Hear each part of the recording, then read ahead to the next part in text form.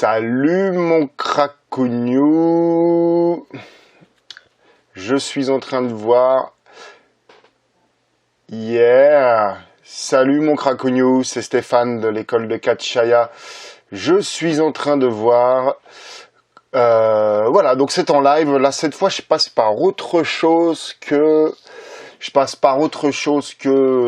mon portable. Donc, je découvre, hein, comme toute personne qui s'est arrêtée au magnétoscope, on va dire.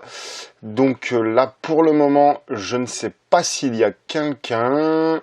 Là, je fais un test d'écrit, test d'écrit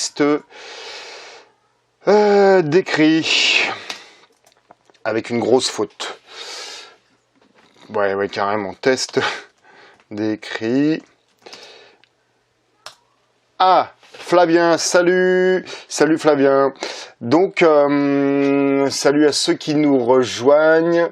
Donc, comme je disais, je passe cette fois par l'ordinateur et plus par le téléphone. Donc, je ne sais pas du tout qui est avec nous et qui n'est pas avec nous, tout simplement.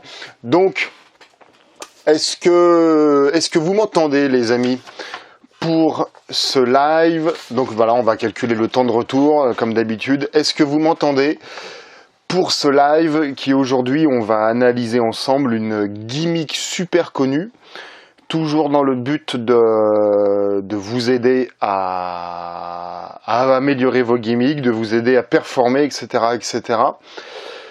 Est-ce qu'on m'entend? Donc là pour YouTube, hein, c'est comme d'habitude, on attend un petit peu. Hello Francky qui nous rejoint, excellent. Et puis dans la foulée, si on peut... Oui, ok, excellent, super.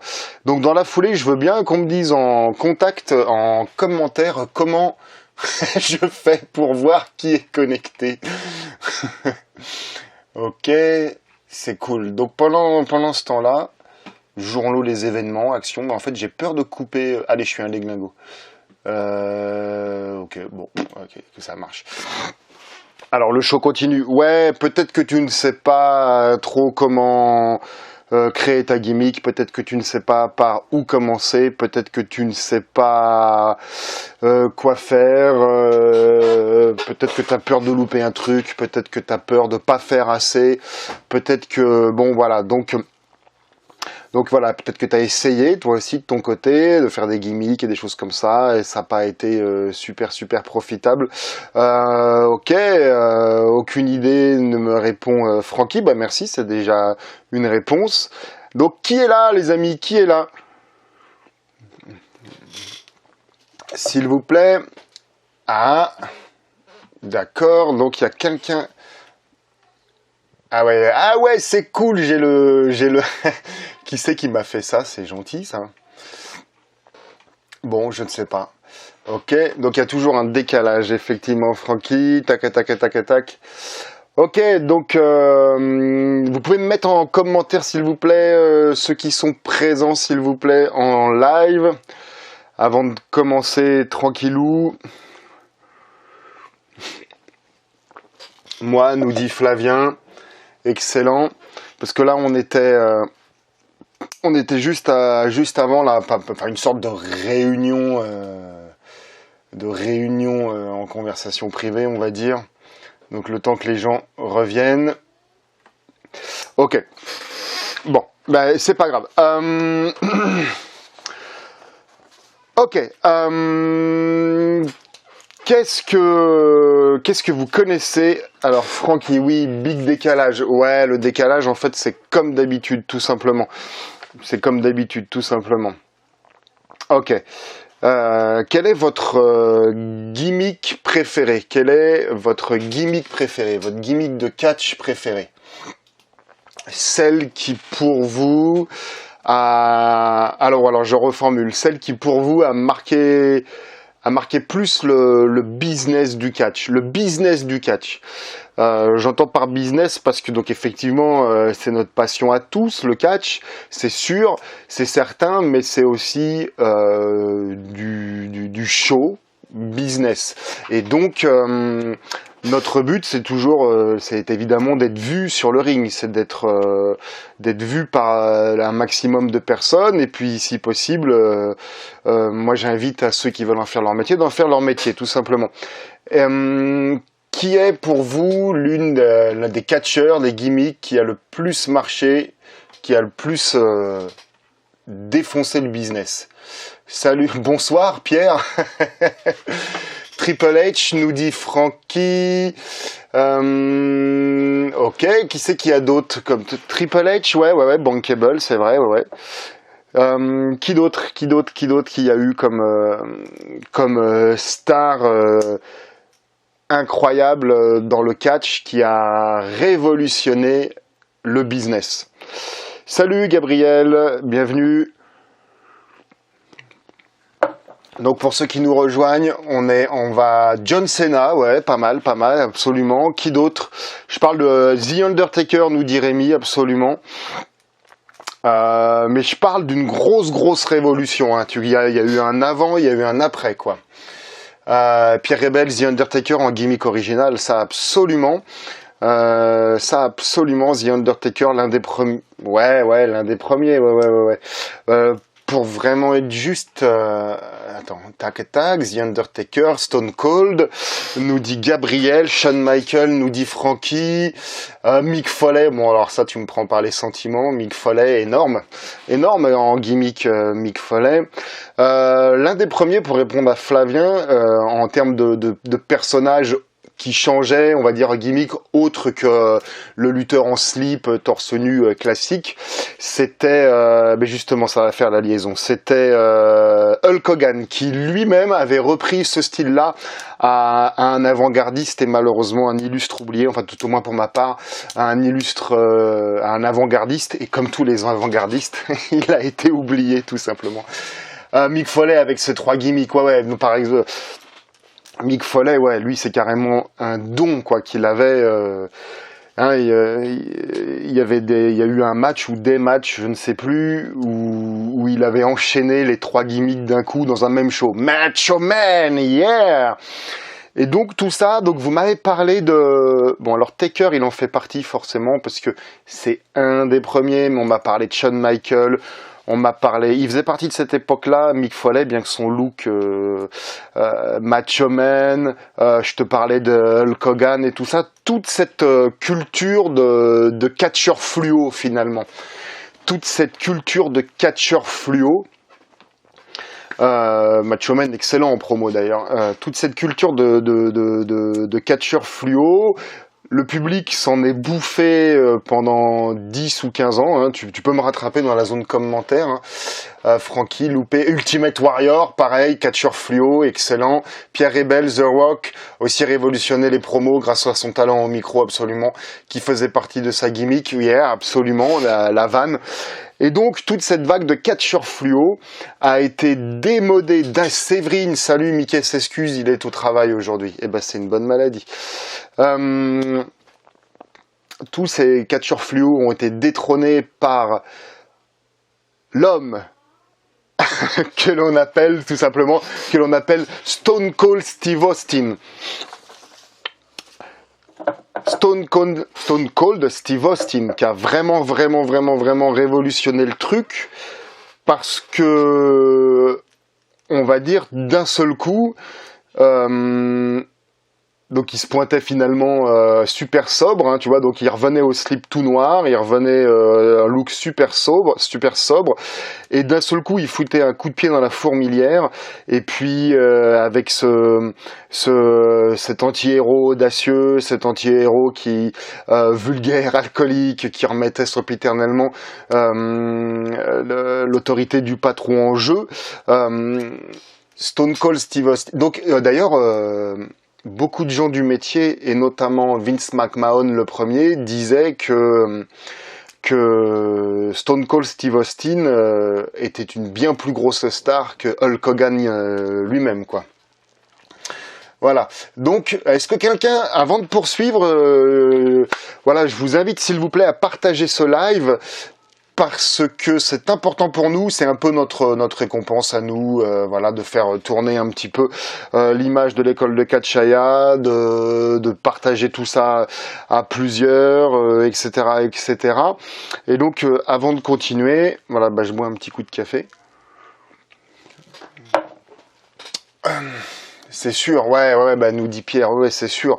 Et donc voilà, on va travailler, oui, tout à fait, sur la gimmick, mais sur le catcheur de Stone Cold Steve Austin et analyser un petit peu pourquoi tout ça, ça a fonctionné, tout ça, pourquoi ça a marché. Donc je suis toujours preneur dans les commentaires si on peut me dire comment je peux voir. Salut Kevin qui nous rejoint, Kevin Achard. Donc il y a plusieurs, donc voilà, on va enchaîner. Il y a plusieurs personnes qui nous rejoignent. Ok, donc je suis Stéphane Nogues, promoteur de l'école de catch Aya, promoteur de Aya Catch fondée en 2009, école de catch Aya fondée en 2011. Et voilà, donc je fais des lives régulièrement. Donc j'avais dit que je ferais un live par semaine, mais finalement je vais peut-être en faire 2 ou 3 par semaine parce que c'est plus simple pour garder le contact tout simplement. Donc on est en train d'analyser, on a défini que ça serait Stone Cold Steve Austin que l'on allait analyser, le catcheur, l'être humain et la gimmick que l'on allait analyser, pardon, pour savoir un peu pourquoi il avait été tant bankable, quoi. Est-ce que quelqu'un sait qui est son vrai nom à Steve Austin? Est-ce que quelqu'un sait qui est son vrai nom? Et dans la foulée, ça me fait l'occasion de revoir un peu le décalage qu'il y a. Steve Austin, qui a vraiment foutu un coup de vieux à bonne gimmick, mais je ne l'ai jamais trouvé fou in ring, cold pat. Ouais, Stone Cold Steve Austin, il était, c'est ce qu'on, enfin moi, à mon sens en tout cas, c'est ce qu'on appelle. J'attends toujours de savoir si vous savez comment il s'appelle. Steve Austin, pour ma part, c'est une gimmick quoi. C'est plus de la gimmick que du in-ring. Pierre Rebel qui est un pur, qui est un dur. Steve James Anderson, yeah, absolument. Et vous savez d'où il vient? Vous savez d'où il vient? Là, on va commencer à voir, on va commencer... Non, nous dit Gabriel, ok, je pense que tu réponds à la première question de comment il s'appelle. Maintenant, vous savez d'où il vient. Là, on va commencer à voir ce qu'on a vu dans les précédents lives et ce que je vois en coach privé, en coaching privé, notamment avec Gabriel, entre autres, Kevin, etc.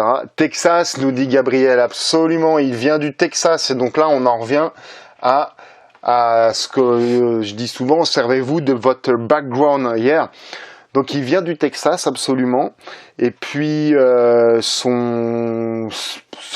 sa bourse d'étudiant avait été évidemment éliminée depuis longtemps pour ses études, et donc son seul boulot, on va dire, c'était de décharger des camions.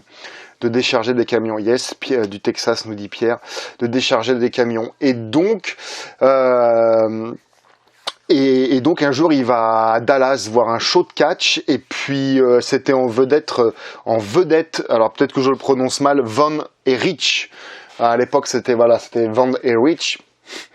Et donc ça lui a donné envie de faire du catch. Donc je pense qu'avant tout, ce qui a plu aux gens, particulièrement à l'américain profond, à l'américain moyen, et même finalement, même aux Européens et partout dans le monde, c'est que c'était un mec du peuple. Je pense que c'est très important que l'audience, le public, puisse s'identifier à vous. Enfin, c'est même pas, je pense, c'est sûr. C'est le même processus d'identification qui fonctionne sur les films, sur les romans, sur tout, peut-être même sur les jeux vidéo, mais ça c'est une culture que je connais pas. Mais David nous rejoint, bienvenue dans l'Arena, dans l'Aya Arena. David qui est très poli, qui dit bonjour à tout le monde. Hola, yeah, Texas Water Snake, yeah. Salut Noah. Il y a Kevin Segura qui nous rejoint. Bonjour Stéphane, bonjour à tout le monde. La rébellion contre l'autorité. Oui, absolument Francky, on va en parler un petit peu plus tard. On est en train d'analyser le catcheur, la gimmick de Stone Cold Steve Austin. Yas, tu as court Noah, mais en tout cas merci d'être venu passer. Et donc Steve Austin, il venait du peuple. Et donc voilà, donc les gens ont pu s'identifier à lui, c'est pour ça qu'ils l'ont aimé. Donc je vous invite, donc déjà il s'est servi de son background, ok. Et puis je vous invite vraiment à trouver des trucs pour que les gens s'identifient à vous tout simplement. Et puis donc, est-ce que vous savez pourquoi et comment il a changé de nom en fait? Pourquoi et comment? Parce que son vrai... Donc en attendant votre réponse, toujours le fameux décalage, en attendant votre réponse, pourquoi il a changé de nom? Parce que pour mémoire, son vrai blaze, c'est Steve James Anderson. Gabriel, salut Nono. D'accord, ok. Gabriel, bon bah bonne journée Nono. Ouais, bah Nono, ok, ça marche. Pareil, bonne journée à tous. Tac tac. Camille qui nous rejoint, s'identifie à lui et aussi il faisait ce que beaucoup avaient envie de faire niveau autorité, je pense. Absolument, ça rejoint ce que je te disais tout à l'heure, amis publics et au-dessus il y a le YouTube là que vous pourrez retrouver en ligne dans un jour ou deux sur YouTube. C'est que effectivement, il mettait un coup de pied au cul à 10 ou 15 ans de catcheur fluo, super-héros, tout lisse, des héros en fait. Et lui, c'était un anti-héros, comme je disais, qui d'un seul coup mettait des coups de pied au cul à son patron.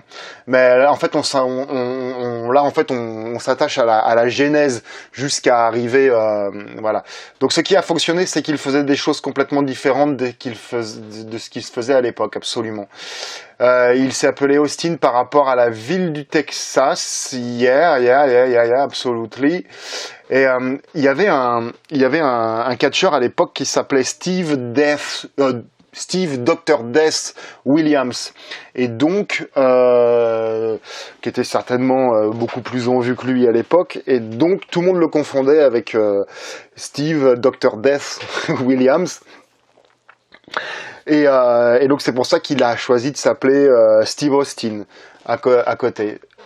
Stunning Steve Austin, le stopper, yeah. Voilà, exactement. Et donc c'est être vous-même, vous trouvez une personnalité. Ok, pas être juste dans l'ombre de quelqu'un en fait. Il s'est inspiré de la série Stone Cold pour son nom, ah peut-être. Mais justement, tu parles de série, tiens, ça me ramène sur un point. Il y avait une série télévisée pour les plus jeunes, je ne sais pas, mais peut-être que vous connaissez quand même. C'est L'homme qui valait 3 milliards. L'homme qui valait 3 milliards. L'acteur principal s'appelait Lee Major. Et le personnage s'appelait Steve Austin. Et donc, moi, j'y crois pas une seule seconde. Mais apparemment, Stone Cold, donc Steve Austin, aurait demandé l'autorisation à Lee Major, c'est lui qui dit, de savoir s'il pouvait prendre son nom, de personnage dans la série de L'homme qui valait 3 milliards. Donc alors effectivement, les vedettes américaines ont beaucoup de poids, mais le personnage appartient quand même à la prod et des choses comme ça. Donc moi, j'y crois pas du tout une seule seconde. Donc on en revient à ce que je vous disais dans un précédent live, c'est de faire du ragot, de faire des petites légendes, de faire des petits machins comme ça, tu vois. Donc ça ou autre chose, c'est très très important, ça donne du bois à brûler à vos annonceurs, à vos commentateurs, ça fait parler les cons, etc., etc. Ça donne du moulin à moudre, voilà. Il s'est inspiré d'un Stone Cold, c'était plus tard. Ah oui, Stone Cold, c'était plus tard, là on parle de Steve Austin, absolument. Et après, qu'est-ce qui s'est... Donc voilà, il a commencé à faire... donc là, il a commencé à catcher, etc., etc., etc. Et donc, après, il a été embauché à la WCW. Il avait pour patron Bishop. Donc, c'est pas la rétrospective de Steve Austin, hein, on est d'accord. Hein, mais bon, on est obligé de passer par là. Il avait pour patron Bishop. Donc, Ça peut être intéressant pour la culture générale. Enfin, je sais qu'il a fait des matchs en équipe et tout ça. C'était quoi un peu son parcours, vite fait en 2 mots, dans la WCW? Donc pendant que vous répondez, vraiment je vous invite s'il vous plaît à partager ce live, c'est très très très important. Partagez ce live, c'est notre rémunération on va dire. Donc on n'est pas du tout sponsor, hein, c'est vraiment gratuit pour donner de la valeur, c'est très important. Pourquoi je fais ça? C'est parce que nos gimmicks en France elles sont pauvres. Et je trouve que c'est pas assez appuyé quoi.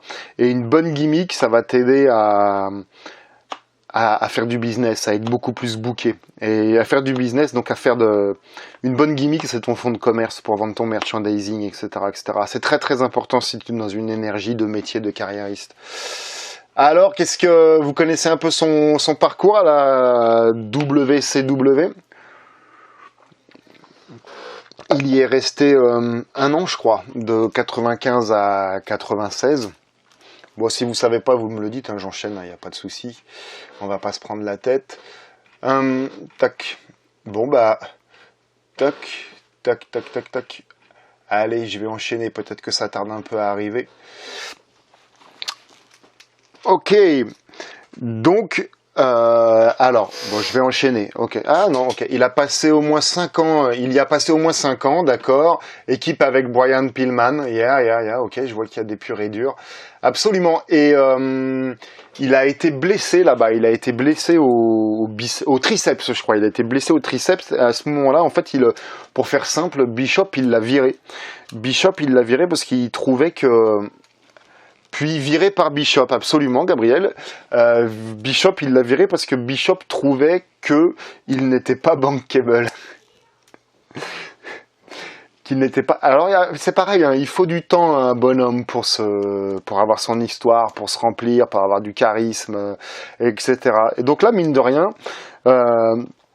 Steve James Anderson commence à se construire, il est devenu Steve Austin et tout s'apprend avec un coup de pied tout s'apprend avec un coup de pied au cul.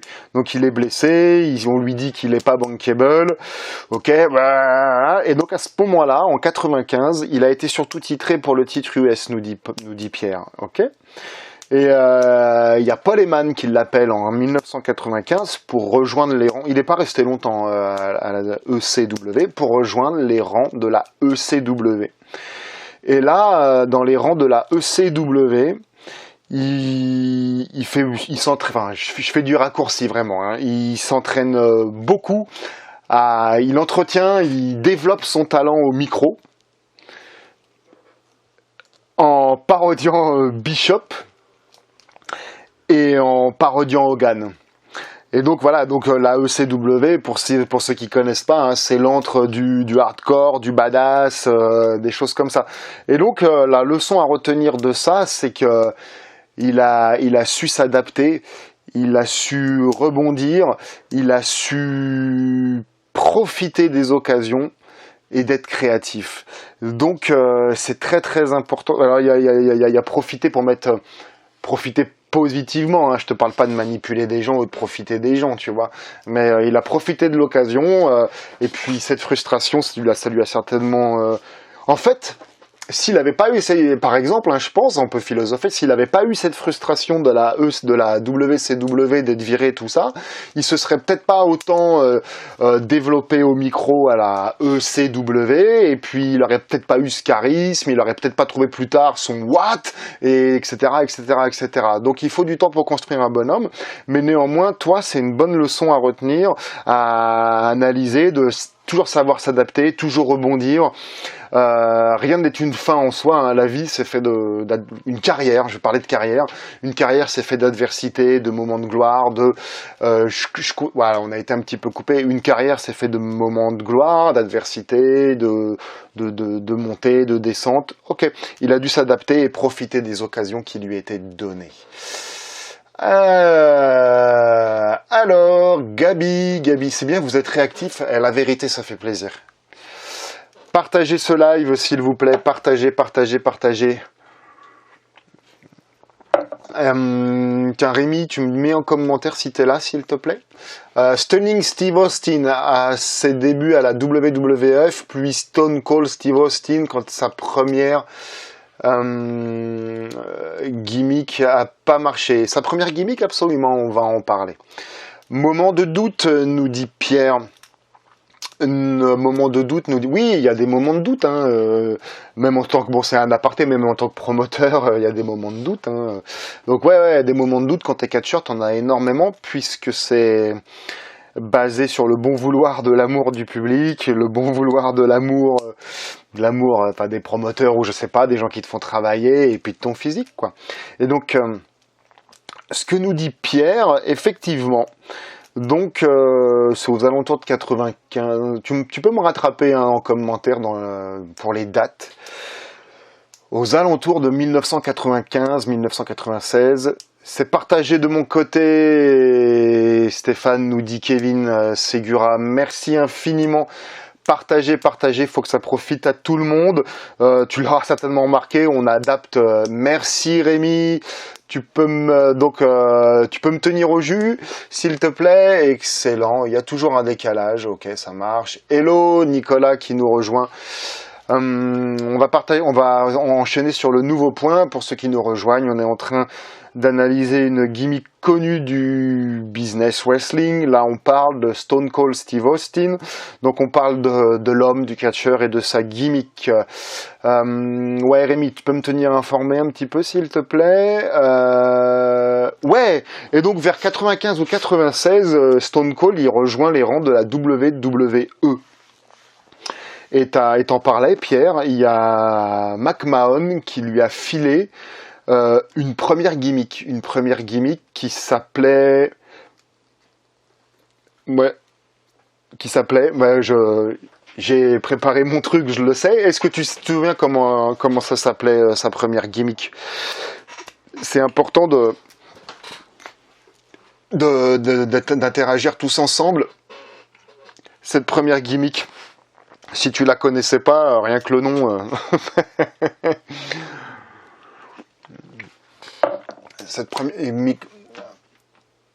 ok, bon, je vais pas faire durer trop longtemps. Pendant que tu es là, j'ai fait un tout petit message, c'est la joie du direct.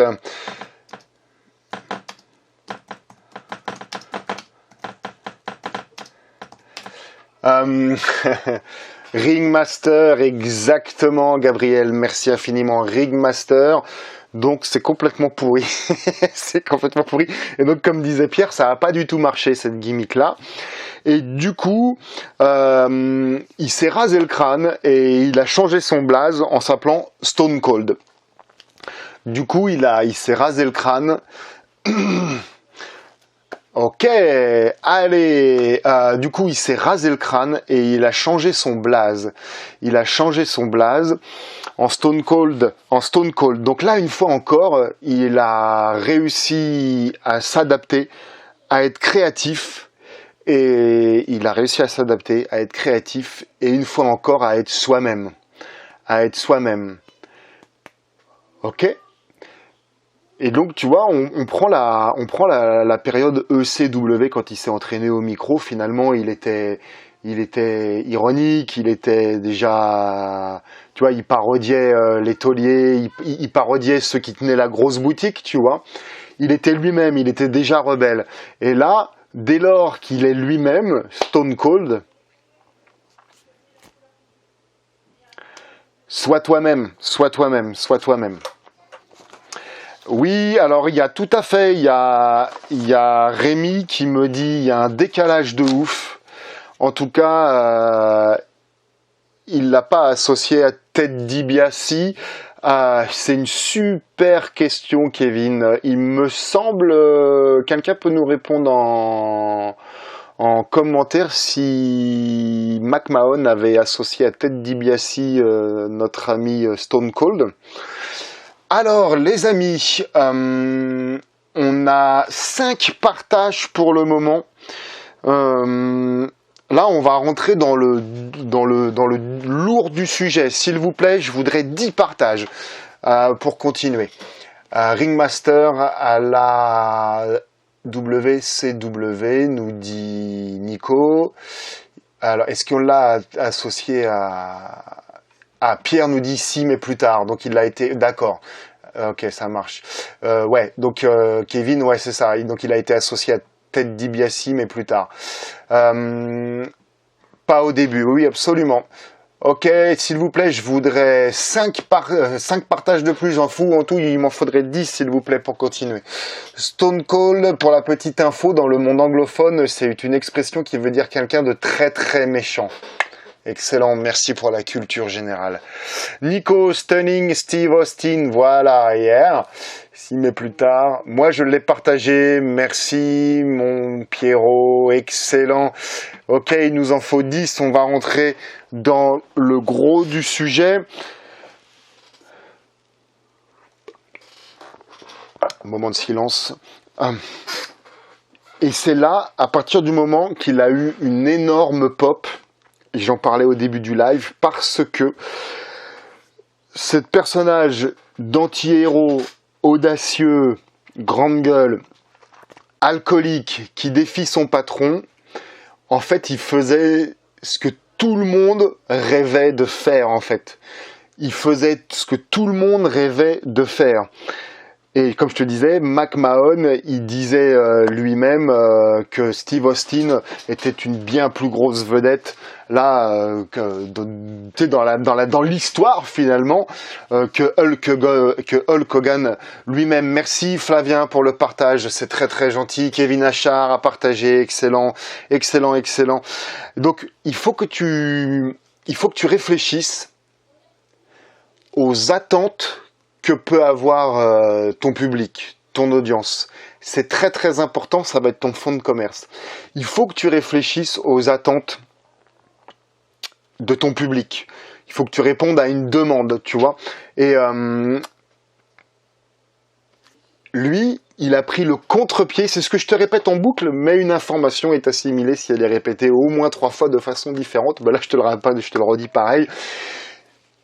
Il foutait un coup de pied au cul, et là on remet le puzzle, il foutait un coup de pied au cul à 10 ou 15 ans de catch fluo, de super-héros propres sur eux, qui représentaient les bonnes lois, les je sais pas quoi, les trucs et les machins, et lui d'un seul coup il était tellement badass qu'il en était cool, et il faisait ce que tout le monde n'osait pas faire, quoi.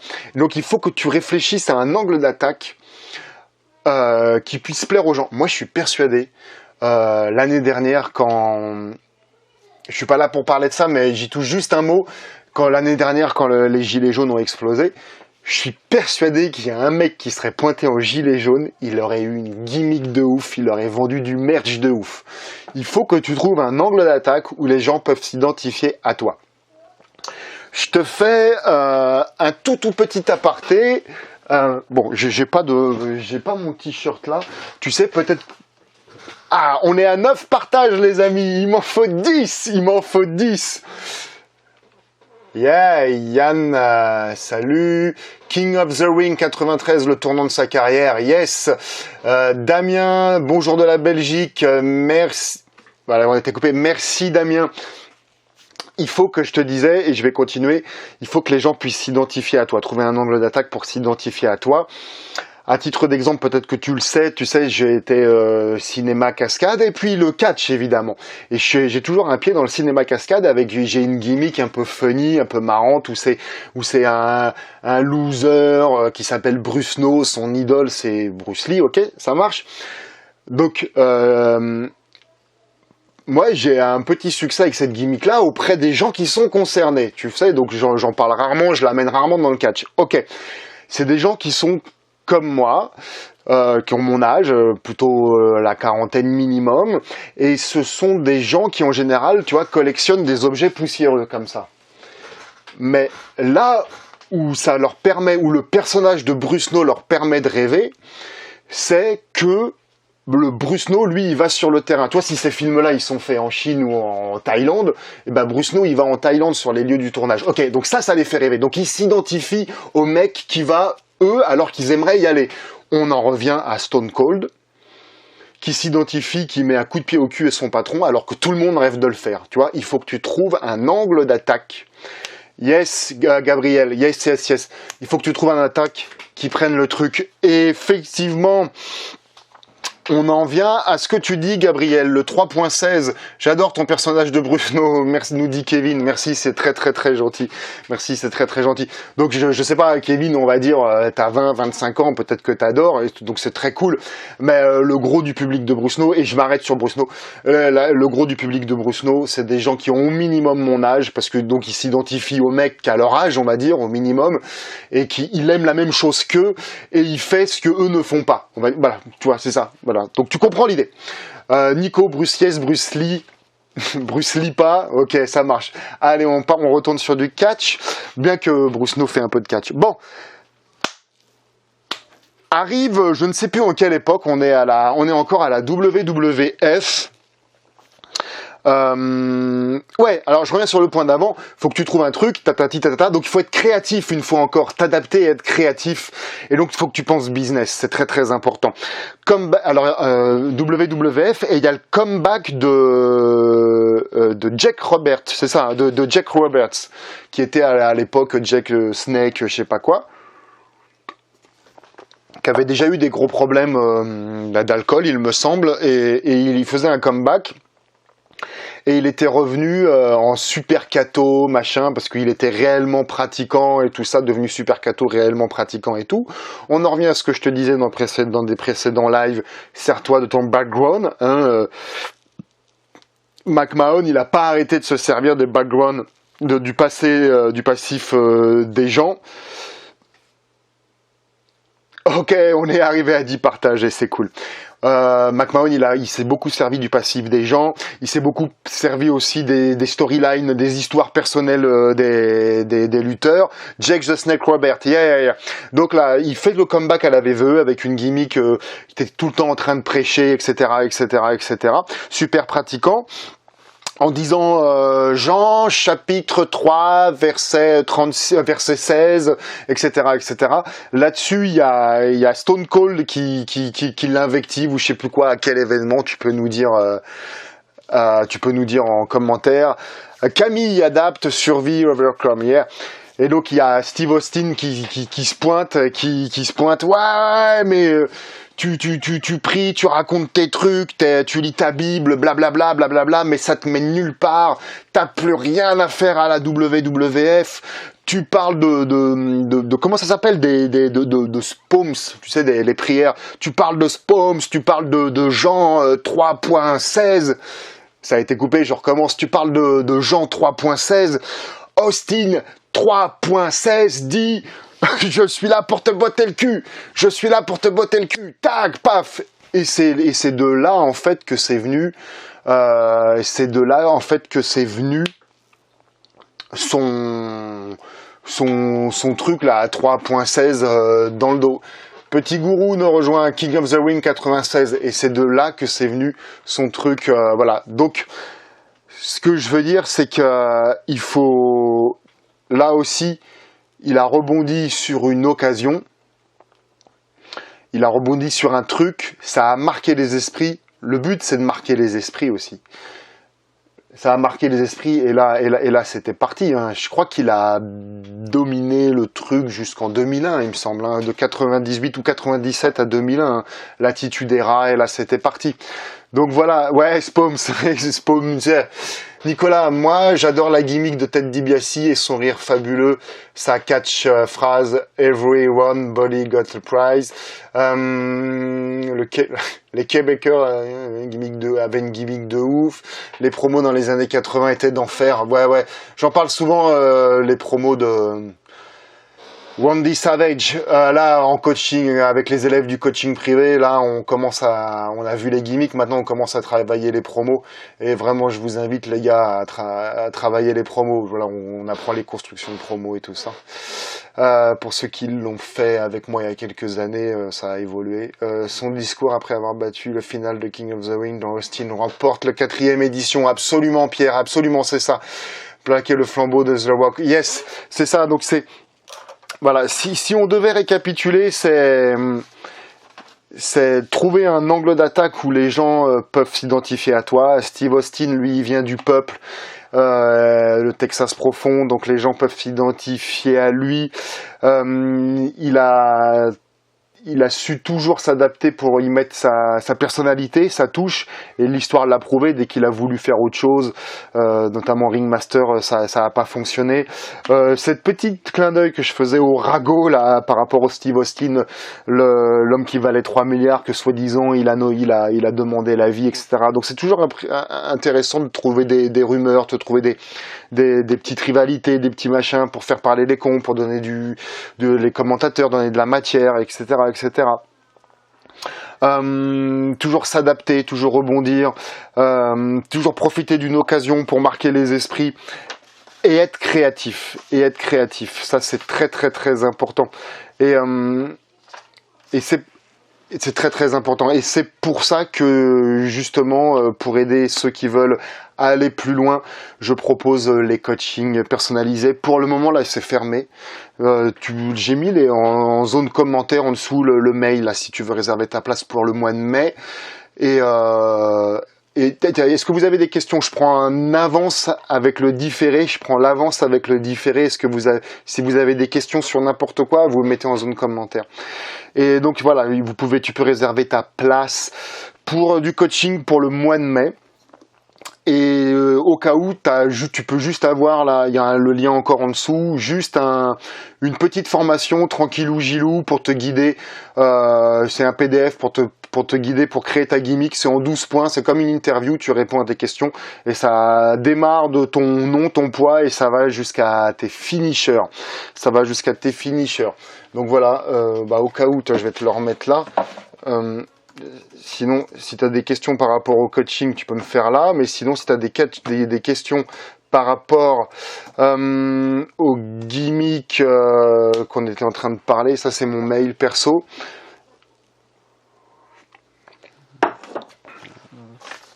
Est-ce que... donc voilà, ouais.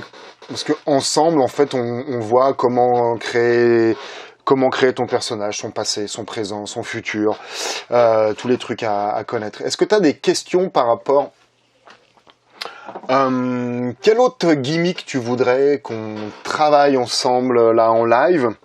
Le prochain live, je vais le faire jeudi, je pense. Merci, on se partage, merci infiniment, c'est cool.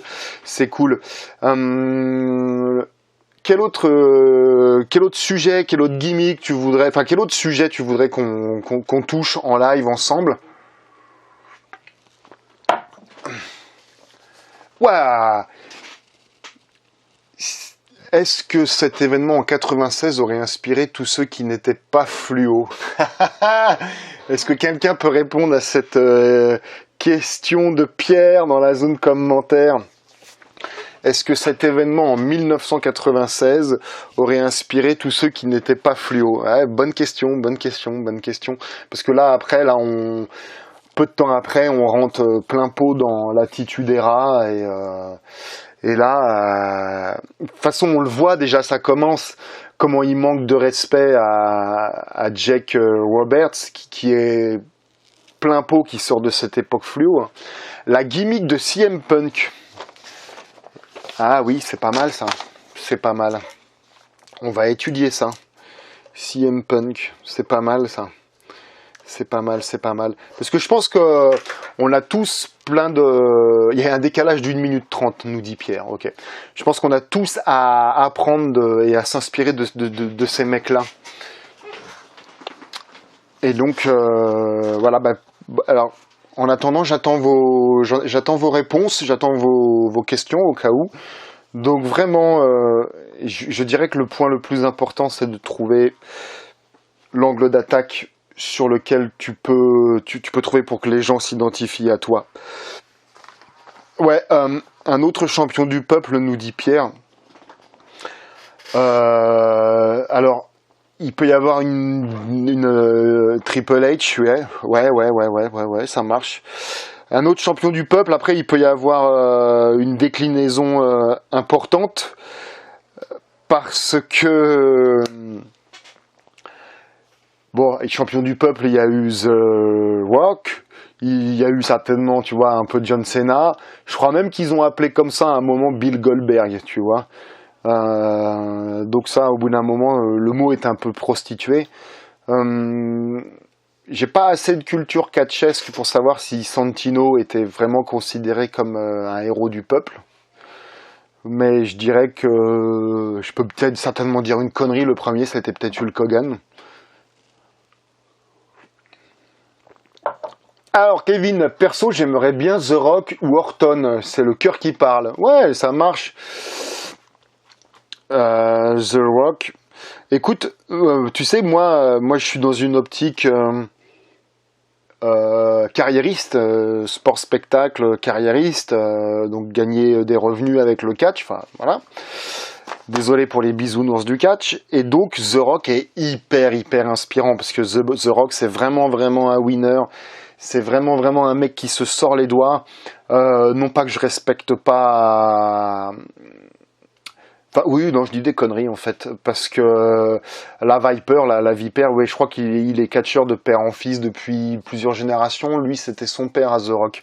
Mais je trouve que c'était bon, bref, non, je vais me taire, je vais dire des conneries, je pense. Shawn Michael, excellent Michael. Ah ouais, intéressant ça. Ça, en termes de showman, en termes de showman pour assurer le show, ça serait intéressant. Ça serait intéressant parce qu'il a duré mine de rien. Tu vois, on parlait de CM Punk tout plus haut, mais Shawn Michael mine de rien il a duré et c'est un mec qui représente bien le souci, les problèmes que le catcheur peut rencontrer, c'est-à-dire des problèmes où t'as un patron qui te demande de faire des trucs dégueulasses et t'es obligé de trahir, t'es obligé de faire des trucs que t'as pas envie, t'es obligé de travailler avec la douleur. Enfin, si tu regardes bien, Michael, il a la colonne comme ça, hein, et travailler avec la douleur et tout ça. Shawn Michael, c'est très intéressant. Ouais. Stone Cold a clairement inspiré des gars comme Triple H, Shawn Michaels. Shawn Michael a été inspiré beaucoup par Ric Flair, en pensant dans l'attitude ERA, il y a beaucoup de gimmicks de casse-couilles de l'autorité, de la DX et tout ça. Ouais, mais je suis Rockstone Cold. Mais je pense que tout ça n'aurait pas existé sans Stone Cold. Oui, Orton revient de loin hier. Bret Hart, putain, Bret Hart. Ah, Bret Hart, ça peut être un super cas d'école pour les choses à pas faire et les problèmes d'ego. Excellent. Ça, ouais, je vais le mettre en priorité. Parce que ça, c'est un super cas d'école, Bret Hart, et le problème de l'ego.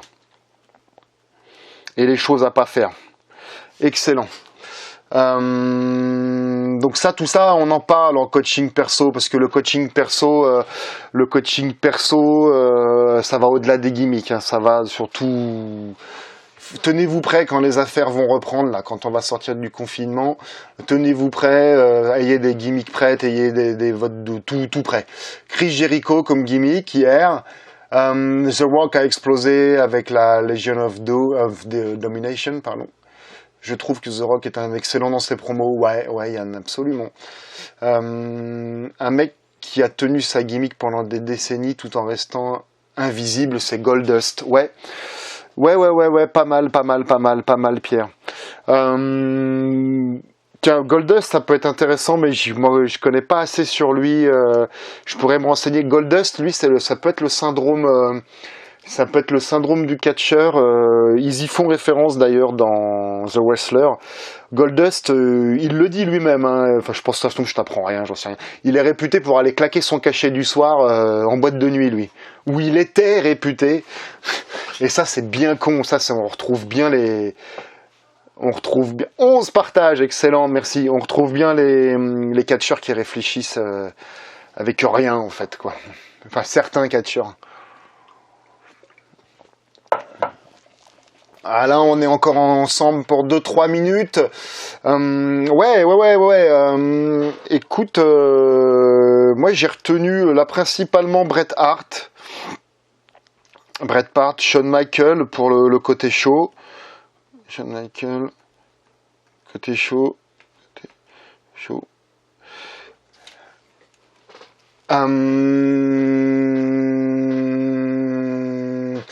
Ok, ok.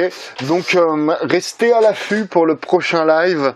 On va le faire jeudi ou vendredi. Jeudi ou vendredi. Alors, Gabriel, Bret Hart avec le Montréal Screwjob hier, entre autres. Absolument. Absolument, absolument, absolument, absolument. Et ça mérite vraiment un live à lui tout seul parce que le principal problème, l'un des principaux problèmes dans le catch, c'est l'ego. C'est l'ego. Toi, tu connais ça, hein, Kevin?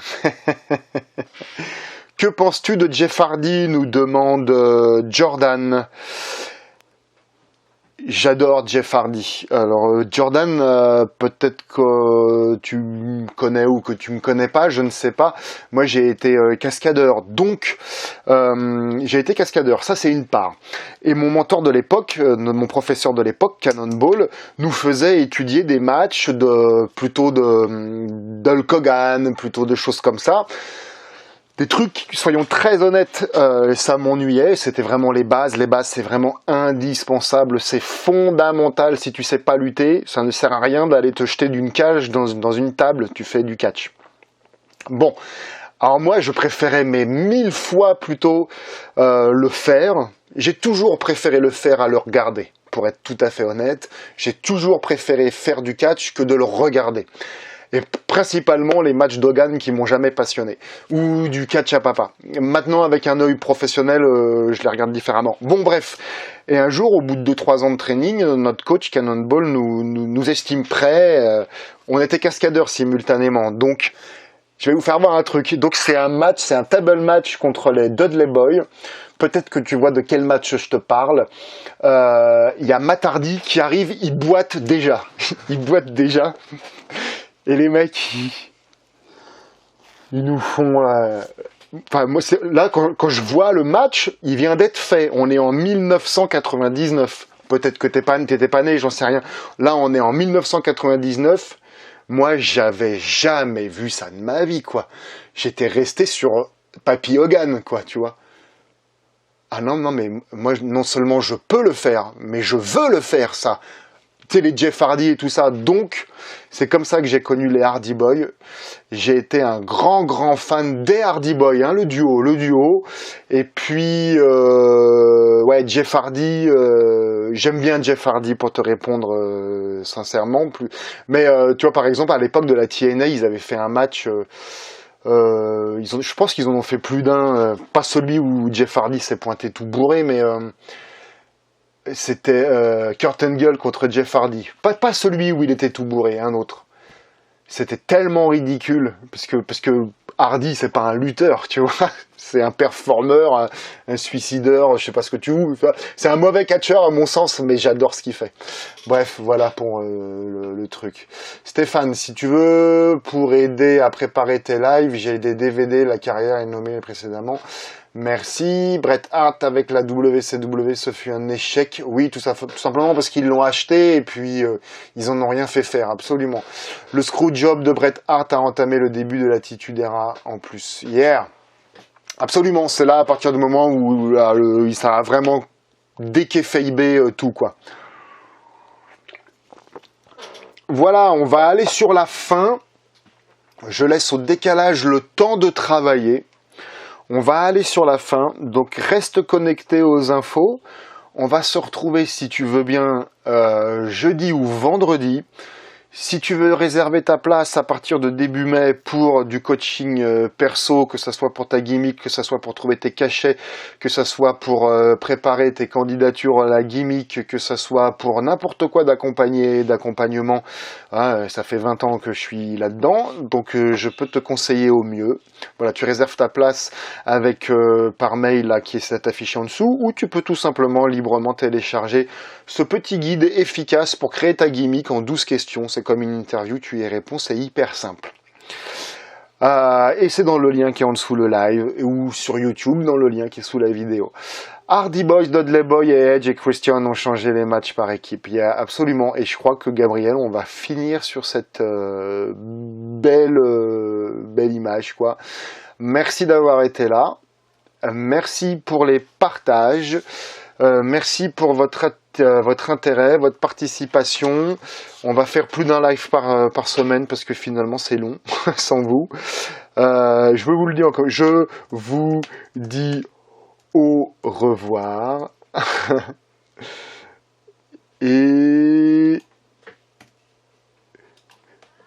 Et n'oublie pas que l'avenir appartient à ceux qui s'enlèvent. Je fais exprès de prendre le temps pour le décalage. Je sais plus où j'en suis. Les doigts, il doit y avoir plein de fautes parce que j'ai écrit au kilomètre. Merci à toi, je t'en prie. S'enlève les doigts, voilà. Merci à vous d'être là, merci à vous d'être là, et Jordan, je t'en prie pour la réponse, avec plaisir. Merci, c'était vraiment un super live, il me tarde. On se retrouve jeudi ou vendredi. Je vous embrasse. Alors maintenant, la blague, c'est de trouver comment. Au revoir.